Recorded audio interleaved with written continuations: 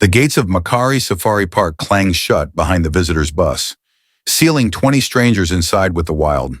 The driver, a stone-faced man named Carl, didn't speak a word as the engine rumbled forward. Only the squeak of the wheels and the rhythmic clang of the metal cage doors echoed in the tense silence. Then it came, a sound that froze every laugh, every whisper, a roar so deep, so close, it rattled the glass. Tourists turned to each other with nervous smiles, pretending it was part of the experience. But Charlotte, seated by the window, saw what the others didn't. Shadows pacing the edge of the dirt road, eyes glowing amber in the fading light. Another roar, louder this time, shook the bus. Children whimpered. A man pressed his palm against the barred window, his hand trembling. Carl didn't flinch. He kept driving, eyes fixed forward, jaw locked. Then the bus jerked violently to a halt. Metal screeched. Something massive slammed against the side, rocking it on its wheels. Screams erupted. A lion's paw, claws glinting, slashed against the cage, inches from the passengers' faces. But Charlotte's fear wasn't just for the lion outside. It was for the driver, because Carl was smiling. The bus rolled deeper into the reserve, its metal frame rattling against the uneven dirt track. Families whispered nervously, some trying to distract themselves by pointing at grazing antelopes. But all eyes snapped forward when the tour guide suddenly went silent. From the tall grass, a sound thundered through the air. A roar. Low, guttural, and terrifyingly close. The driver's hands tightened on the steering wheel, his knuckles white. "Stay calm," he said, though his voice cracked. They usually keep their distance. But the thudding of heavy paws against the ground said otherwise. A lion, massive, golden, its mane wild like fire, emerged from the bush, its amber eyes locked on the bus, unblinking. It wasn't curiosity in those eyes. It was hunger. The passengers gasped. Mothers clutched their children. A man fumbled with his phone, trying to film, but dropped it when the beast lunged, its body slamming against the side of the bus with a bone-jarring thud. Metal screeched. Windows rattled. Screams filled the air. Then, shockingly, the lion backed away, only to circle the vehicle slowly, its tail lashing. Another roar shattered the silence, and from the opposite side of the grass, a second set of eyes gleamed. There wasn't just one lion. They were surrounded. The passengers gripped their seats as the bus trembled under the lion's weight. Metal groaned, glass rattled, and the driver's voice cracked as he yelled, "Stay calm! Don't move!" But no one listened. Panic had already taken over. The first lion reared up, its massive paws slamming against the side window, the glass webbed with cracks. Gasps and shrieks filled the air. A teenage boy clutched his mother's arm, whispering, "It's going to break. It's going to break." The second lion prowled to the front, circling with slow, deliberate steps. It growled low, vibrating through the passengers' chests. The driver fumbled for his radio, his hands shaking too much to press the button. "Control, we need backup now. Lions are attacking." Static cut him off. Then came the sound that froze every heart. Crack. One of the windows splintered, a jagged hole forming where claws had torn through. A woman screamed, shoving herself against the aisle. The lion's paw swiped in, gashing the seat just inches from a child's face. The bus erupted into chaos, people scrambling, ducking, crying. At the rear, a security officer shoved forward, grabbing a metal pole from the luggage rack. His voice shook as he shouted, "Get back! Stay down!" He planted himself near the broken window, sweat pouring down his forehead. But the lions weren't retreating. Their roars echoed louder, their bodies circling tighter. The bus was no longer moving. It was trapped. And inside, so were they. The bus was dead silent, except for the lions. Their roars shook the air like thunder. Then, snap! The glass at the rear window shattered completely, raining shards across the floor. A man shouted, "They're in!" and scrambled to the aisle, pushing others aside. The lion's massive paw forced through the gap, claws dragging along the seatbacks, shredding fabric like paper. Passengers screamed, bodies pressing toward the front of the bus. Children cried hysterically, parents shielding them with shaking arms. The driver slammed the ignition, But the engine coughed and died. Once. Twice. His eyes widened in terror. The bus wouldn't start. "Move it! Move it!" the security officer barked, swinging his metal pole at the intruding paw. The clang echoed, but the beast didn't back down. It growled deeper, furious, forcing more of its body inside. Then from the front, another lion leapt onto the windshield with a bone-shaking thud. Its golden eyes locked on the screaming passengers inside. Cracks spiderwebbed across the glass, each one inching closer to collapse. A teenage girl cried, "We're trapped! Somebody help us!" The officer planted himself in the aisle, weapon raised, as both lions pressed harder from either side. His knuckles were white, jaw trembling, but he stood his ground. The bus had become a cage, and the predators were seconds away from breaking it open. The cracks on the windshield spread like lightning veins. Every heartbeat brought the inevitable closer. Passengers clutched the armrests, some dropping to the floor, whispering frantic prayers. Crack! A deafening snap silenced the bus. The lion's paw on the glass flexed, and the whole pane bent inward.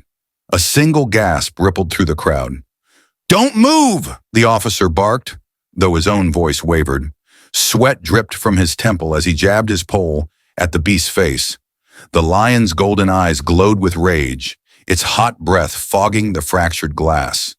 Then, boom! The windshield burst apart in a shower of shards. The lion's head lunged through, teeth bared, a roar tearing through the bus like a physical force. Screams erupted. Mothers shielded children. A man stumbled over the aisle seat, scrambling desperately toward the emergency exit. But the handle jammed. The door wouldn't budge. Panic surged like wildfire.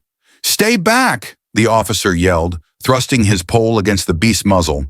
But the lion shoved harder, forcing its shoulders inside. Behind him, the second lion was already halfway through the broken rear window, growling low and murderous. The bus had become a hunting ground. In that heartbeat, every passenger realized the same chilling truth. There was nowhere left to run. The roar inside the bus was deafening. Glass crunched under panicked feet as passengers shoved and clawed their way toward the back. But the rear was no safer. The second lion's claws hooked through the shattered window, tearing at the frame like paper. "Block it! Somebody block it!" a man shouted, his voice cracking. But no one dared move closer. The officer planted his boots firmly, jabbing the pole into the first lion's snarling mouth. The beast snapped the metal like it was a twig. The officer's eyes widened. Fear stripped him bare. "Get down!" he shouted, though his voice was drowned by the chorus of screams. Children sobbed. One woman fainted, collapsing in the aisle as others tripped over her. The air was thick with terror, the stench of sweat, and the lion's musky breath flooding the confined space. Suddenly, CRRRAACK. The ceiling vent ripped open under the force of another paw. A third lion was on the roof. Shadows loomed above as claws scraped against metal. Passengers froze, horror-struck. 3 lions. The safari bus was their cage now. A teenager near the back yanked desperately at the emergency hatch, but it wouldn't budge. His fists pounded metal until his knuckles bled. "It's stuck! It's stuck!" he cried, eyes wide with hopelessness. The first lion forced half its body inside, jaws snapping inches from a man's leg. The crowd surged again, trapped between predators and locked exits. The truth hit them all like ice. Survival now depended on the impossible. The lion's teeth snapped shut with a sickening clack, tearing the hem of a man's trousers as he screamed and kicked wildly. Blood sprayed from the officer's arm where a claw had grazed him, his grip on the broken pole faltering. The beast shoved harder, its massive head nearly inside. "We're going to die!" someone shrieked. Then, movement. A teenage girl, barely 17, shoved her backpack against the lion's face. She rammed it with everything she had, eyes blazing. "Move!" she shouted at the others. Her voice cut through the chaos like steel. The lion snarled, thrashing, but the distraction bought seconds, precious seconds. An older man seized the moment, scrambling up the aisle. He yanked at the hatch the boy had failed to open. Click. It popped, but only halfway. The man strained, veins bulging, as the crowd surged toward him, clawing for escape. But then came a sound that froze them all. The third lion on the roof roared, its paw slamming down through the gap. Claws raked the man's shoulder, dragging him upward. His scream tore through the bus, raw and endless. "No! Help him!" the girl screamed, but no one moved. Fear rooted them like stone. The man's finger slipped, and he was gone, yanked into the darkness above. Silence fell for half a heartbeat. Then the bus shook violently as the roof dented under the lion's weight, metal groaning as though it would split open. Hope was slipping away. The roof buckled again, a claw tearing straight through the metal. Sparks rained down, hissing on the floor. The tourists screamed, scattering to the corners, their voices ricocheting off the steel walls like trapped birds. The driver, trembling and pale, finally snapped. He fumbled under his seat and pulled out a flare gun. "Move! Move!" he shouted, his voice cracking. The teenage girl, smeared with sweat and dust, nodded. "Do it now!" He fired. The flare burst against the lion at the door, the red blaze hissing across its mane. The beast reared back, shrieking, smoke rising from singed fur. For the first time, the passengers saw fear in its eyes, but their relief was short-lived. The flare had ignited the driver's seat cushion, flames licking upward. Smoke filled the bus almost instantly, stinging eyes and choking throats. "We have to get out now," the girl coughed, yanking at the emergency exit at the rear. It jammed halfway, the metal warped. Another man kicked it with desperate strength until it burst wide enough to crawl through. People pushed and shoved, clambering toward the opening, hacking from the smoke. Then came the growl. Deep, close. The third lion wasn't on the roof anymore. Its massive shadow loomed at the back of the bus, blocking the only exit. The passengers froze, fire at their backs, a lion before them. There was no safe way out. The heat pressed against their backs, smoke turning every breath into fire. The lion's golden eyes glowed through the haze, fixed on the group trapped at the rear. Its muscles rippled as it crouched, ready to spring.